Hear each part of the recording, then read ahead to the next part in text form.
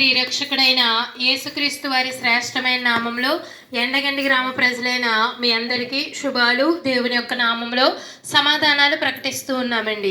ఈ సాయంకాల సమయంలో మేము ప్రకటించే మాట దేవుని మాటలు.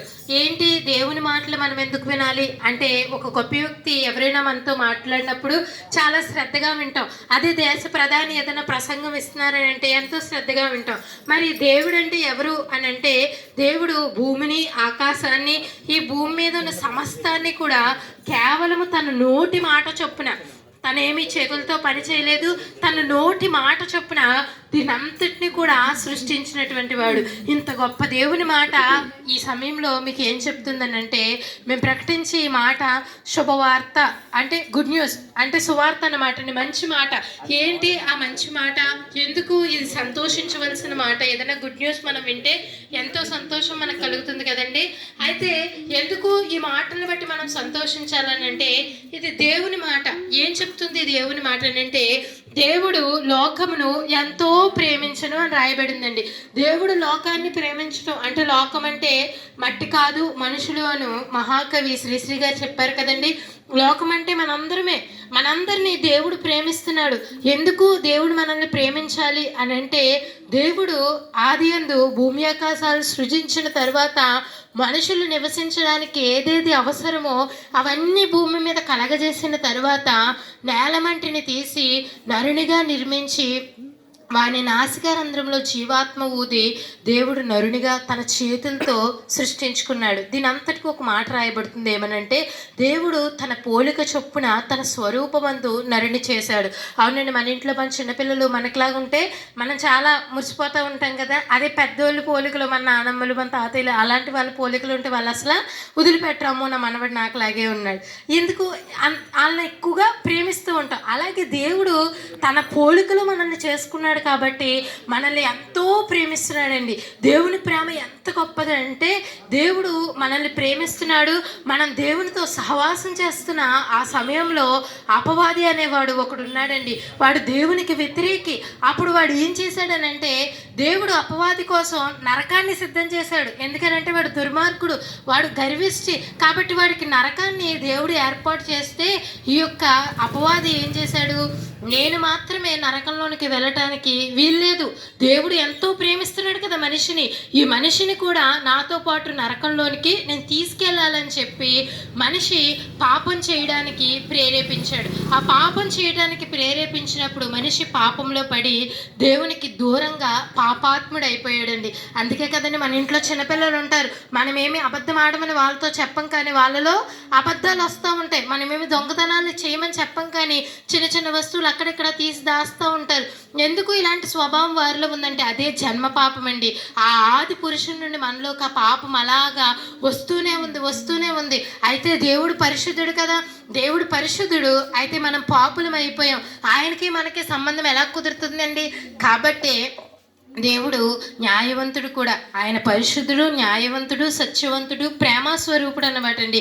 ఆ దేవుడు ఏం చేశాడనంటే, మనల్ని ప్రేమించి ఎలాగైనా సరే ఆ నరకం నుండి మనల్ని తప్పించాలని ఆయనే మనుష్య కుమారునిగా 2024 సంవత్సరాల క్రితం ఈ లోకానికి వచ్చి మనందరి పాపాల కోసం, అవునండి, ఏదైనా తప్పు చేస్తే మనకేం కలుగుతుందండి? శిక్ష కలుగుతుంది కదా. ఆ శిక్ష మనం భరించలేనంత గొప్పది. నరకం అంటే ఆషామాషి కాదండి. మనం చిన్న బాధ వస్తేనే అయ్యో నరకం అనుభవించేస్తున్నానండి భూమి మీద అంటాం. కానీ అలాంటిది కోట్ల రెట్లు ఎక్కువ బాధ నరకంలో ఉంటుంది. అలాంటి నరకంలో మనం పడిపోకూడదని దేవాతి దేవుడు, మనల్ని ప్రేమించిన దేవుడు మన కోసం ఆయన ఈ లోకానికి వచ్చాడు. ఎందుకంటే ఒక మాట చెప్తే సరిపోతుంది కదా అంటే కాదండి.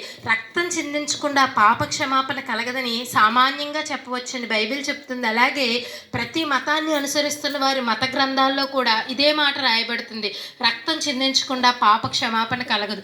కాబట్టి మనందరి పాపాలు క్షమించడానికి యేసుక్రీస్తు ప్రభువారే యజ్ఞయాగ బలి పశువుగా ఈ లోకానికి వచ్చి మనందరి పాపాల కోసం ఆయన ప్రాణం పెట్టి రక్తం కార్చాడండి. రక్తం కార్చి మనందరినీ ఒకటే కోరుకుంటున్నాడు. మనమేమి మరలా ఆ పాపానికి వచ్చే శిక్ష మనం భరించక్కర్లేదు, కానీ మన హృదయమందు విశ్వాసం ఉంచి నోటితో ఆయన ప్రభువని ఒప్పుకుంటే ఆ రక్షణ మనకు కలుగుతుంది. అప్పుడు పరిశుద్ధాత్మ మనలోనికి వచ్చి పాపం పోతుందండి.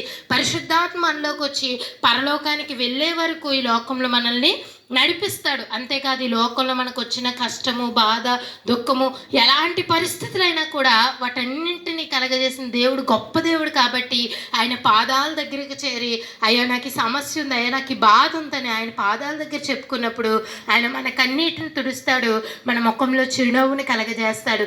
అంత గొప్ప దేవుడు ఈ రాత్రికాల సమయంలో మీకు ప్రకటిస్తూ ఉన్నాం. మీరు ఎవరైనా విశ్వాసం ఉంచినట్లయితే ఆయన మీ జీవితాల్లో గొప్ప కార్యాలు చేస్తాడు. అట్టి కృప దేవుడి గ్రామస్తులైన మీ అందరికీ దయచేయునుగాక. ఆమేన్. స్తోత్రం తండ్రి, స్తోత్రం నాయన. మహాగణుడైన తండ్రి నీకు వందనాలు, స్తుతులు, స్తోత్రాలు ప్రభా నాయన దేవ.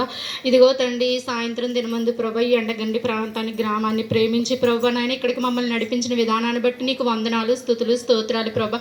నిజమే తండ్రి నాయన, ఈ సృష్టికి కారణభూతుడైన తండ్రి ఈ లోకాన్ని ఎంతగానో ప్రేమించి ప్రభా నాయనా దేవ నరుణ్ణి నీ స్వరూపంలో మమ్మల్ని తయారు చేసుకున్న విధానాన్ని బట్టి నీకు వందనాలు, స్తుతులు, స్తోత్రాలు ప్రభా. అయినప్పటికీ తండ్రి నాయన దేవ మా జన్మ పాపం, మా కర్మ పాపంలో బట్టి ప్రభా మేము పాపంలో పడిపోయి పాపంలోనైనా కొట్టుకుపోతున్న క్షణంలో ప్రభా నీవు ఈ లోకానికి వచ్చి ప్రభా నాయన దేవ మా కోసం నీ రక్తాన్ని చిందించి ప్రభా నాయన మమ్మల్ని ప్రేమించి నాయన దేవ నీ రక్తంతో మా పాపాలని కడిగి ప్రభా నాయన దేవ మమ్మల్ని రక్షించుకున్న విధానాన్ని బట్టి నీకు వందనాలు, స్తుతులు, స్తోత్రాలు ప్రభా. అలాగే తండ్రి మేము రక్షించబడ్డట్టుగానే ప్రభా ఈ గ్రామ ప్రజలను కూడా రక్షించమని అడుగుతూ ఉన్నాం తండ్రి. ఎవరైతే ఏ బంధకాల్లో ఉన్నారో ప్రభా, ఎవరైతే నాయన దేవ ఏ ఇబ్బందుల్లో ఉన్నారో, నీ యొద్దకు రావాలని ఆశ ఉన్నప్పటికీ కూడా ఎవరైతే రాలేకపోతున్నారో ప్రభా నాయనా దేవ వారి అడ్డులు బంధాలు అన్నీ మీరు తొలగించి ప్రభా నాయన దేవ ఈ మాటలు విన్నవారు ప్రతి ఒక్కరి హృదయంలో కూడా ఫలింప చేయమని ప్రభా నాయన దేవ నిజమైన దేవుడు నీవని వారు అంగీకరించబడ్డానికి సహాయము చేయమని తండ్రి. వారి హృదయాల్లో కార్యాలు జరిగించమని నాయన దేవ. మనుషుల కన్నా ఎక్కువగా నువ్వు వారిని ప్రేమిస్తున్నావని వారు ఎరిగి ప్రభా నీ పాదాల యొద్దకు వారు రావడానికి సహాయం చేసి కృప చూపించి దయ చూపించమని తండ్రి నాయన దేవ. ఇదిగో ప్రభా చేసిన ప్రార్థన కూడా నీ పాదాల యొద్దకు చేర్చుకోమని యేసు నామంలో ప్రార్థిస్తున్నాం తండ్రి. ఆమేన్.